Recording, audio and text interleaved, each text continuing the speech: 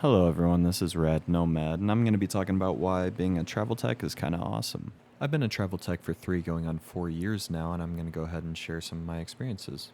Now, there's a lot of different kinds of travel techs. There's MRI, CT, mammography, IR. I am diagnostic, which means I'm the guy that takes x-rays at the hospital. I might be a little biased here, but I think x-ray is the most chill out of anyone else, especially when compared to CT. I'll touch on why I don't really like CT later, but for now I'm just going to talk about why I really enjoy being a travel tech. Now, one of the coolest parts about the job, like the name insinuates, is that you get to travel around the country. And while it is true that you do actually get paid more than if you're just normal staff at a hospital somewhere, it's actually not the reason that I became a travel tech myself. Before I became a travel tech, I was full-time staff at a level 1 alpha trauma center, and I kind of came to the realization really fast that that wasn't really the job for me. Unfortunately, in order to become a traveler, you have to have at least 1 year of experience somewhere. So I got my 1 year of experience at the trauma center and clocked out for the last time, and I never looked back. The standard length of a contract for travel work is 13 weeks, which is about 3 months. So if you don't like the area that you're in, or if you don't like the people that you're working with, after your contract's up, you get to leave and go somewhere else. Or on the flip side, if you like the area that you're in, you get to extend for another 3 months. But the downside is that you only get to extend 3 times, which means you can only ever stay at one location for 1 year at a time.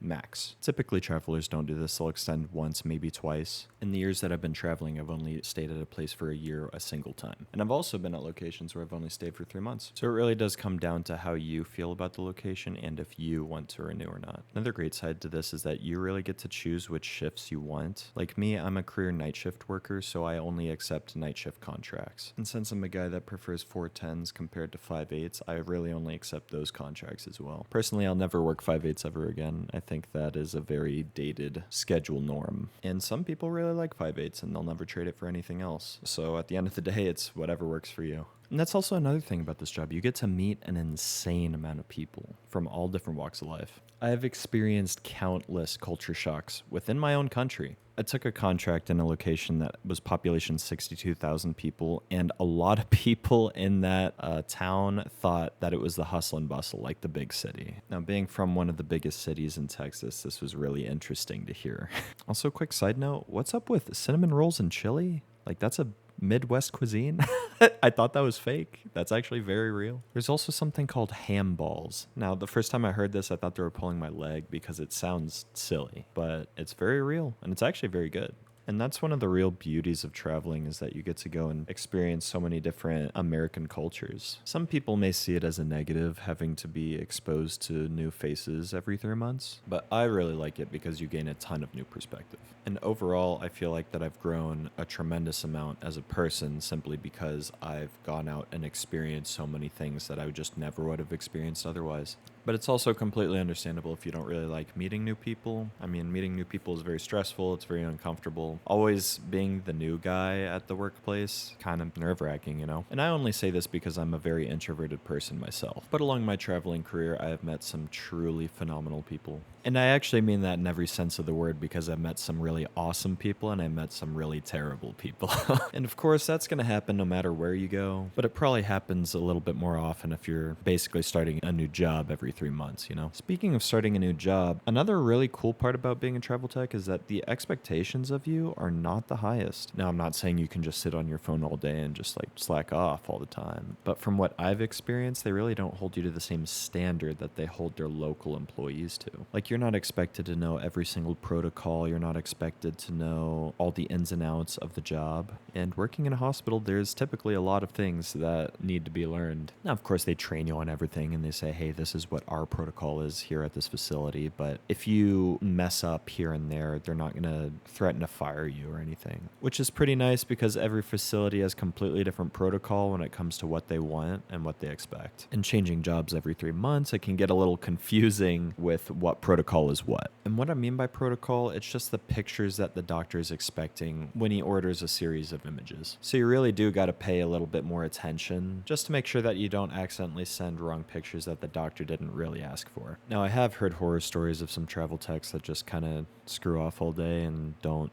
do anything and they don't help around. Like, these people will deadass clock into work and then just disappear for hours at a time. Now, you don't want to be that guy, but if you want to like listen to some music on your AirPods or something, you can kind of just go for it and they won't say anything to you. Now, every facility varies and some hospitals are very chill with that regardless. Like I've been to a hospital that it wanted me to go to team meetings and stuff. That was only one place and it was pretty weird. And then I've also been to places that didn't mind if I had my entire Steam Deck set up with a whole portable monitor, keyboard and mouse and everything.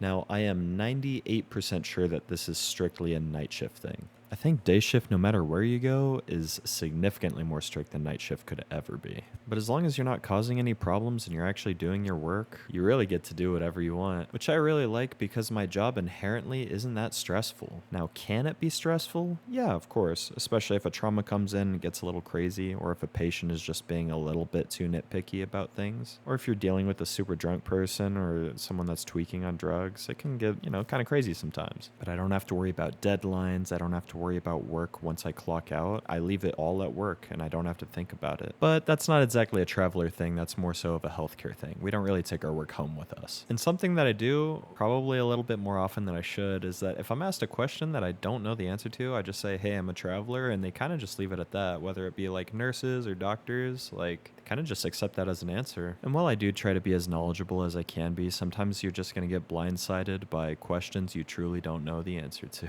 But this career definitely has its quirks. There's absolutely a plethora of things that kind of bother me about this career field, and I'll probably make a whole nother video just talking about that specifically. Every rose has its thorns, but generally speaking, this field is one of the better ones out there, which is probably why it's had such a massive upswing in popularity in the recent years. I actually had no idea that being a travel tech was even an option until I was almost done with school. Pretty much when I heard someone explain what a travel tech was, I knew immediately that's what I wanted to do. And the amount of experiences and the amount of opportunity that being a traveler specifically has given me is truly invaluable. I would definitely not be the person I am today if I decided to stay at the first hospital I worked at instead of deciding to come travel. I have tons of stories that I'd love to share with y'all in the coming weeks or months on this channel. Some relating to work and some not. Some crazy stories that have happened in my life that I think are pretty interesting. So if that sounds appealing to you, be sure to subscribe so you don't miss the next video. And if you have any questions, feel free to ask me in the comments. I'd love to reply to you. Hope y'all enjoyed the video and I'll catch you on the next one. Peace.